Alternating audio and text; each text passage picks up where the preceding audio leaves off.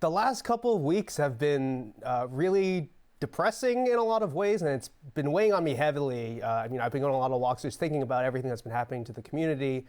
And, the place that I want to start is even just a couple of weeks ago, the Seattle Mariners president, Kevin Mather, was fired because of insensitive comments he made in an online Rotary video. And among those comments that he made was about Hisashi Iwakuma, who's a Japanese pitcher who has come over to become a special advisor. And within that video, he said that he was tired of paying his translator. And those kinds of comments, especially in the baseball world, kind of work to perpetually foreignize a lot of us in the Asian American community. Like, we aren't American in many ways. I was born in Seoul, South Korea. I moved here when I was 2 months old. And when I turned 18 years old and became a college freshman, I applied to become an American citizen, and I chose to become an American. I think a lot of people in this country sometimes take that for granted. But for me, this is something that I have chosen to do with my life. I will one day, raise a family in America, and I look after my family in America. And I do this show in my second language. Korean was my first language, and this is my second language.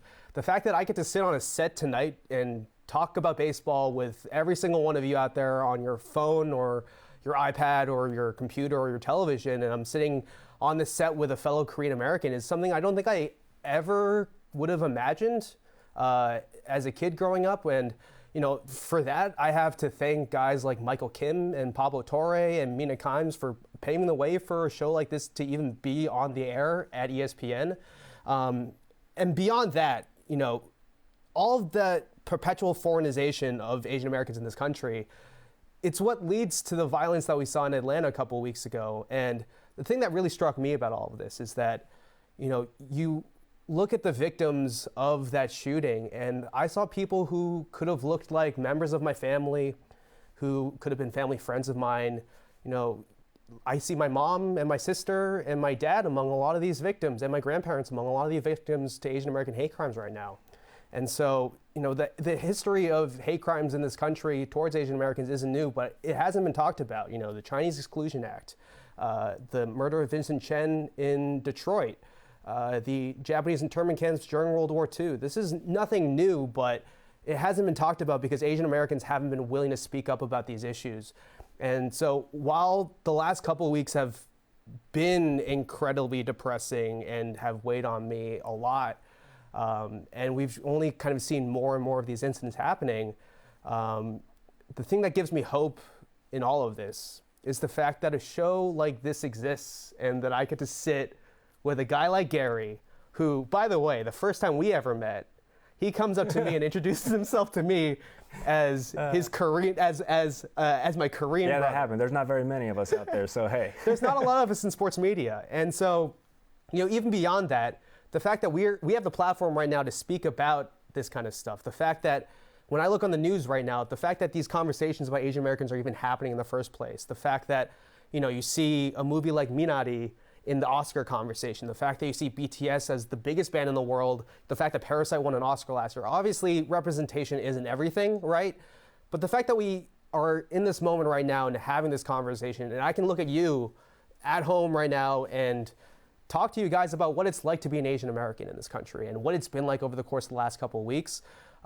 That's what gives me hope that one day that this country that I chose to become a citizen of will get better for my kids and my kids' kids. And, as hard as processing a lot of the news has been, I haven't spent a lot of time on social media because it's been hard to look at social media. And, I think just having conversations with my family on a day-to-day basis, it's been hard to kind of talk about what's happening. There is a sense of optimism, I think, that you can take from all of this, a silver lining, and that, I think Asian Americans have to continue to speak out about a lot of these issues and speak up about experience, because if we don't speak up, no one's going to know what's happening to us in our community. And it's time for kind of the conversation around race in this country to move beyond the binary, from not just black and white, but to trying to figure out how to all live in this great country together in some way, shape, or form, in some sort of peace.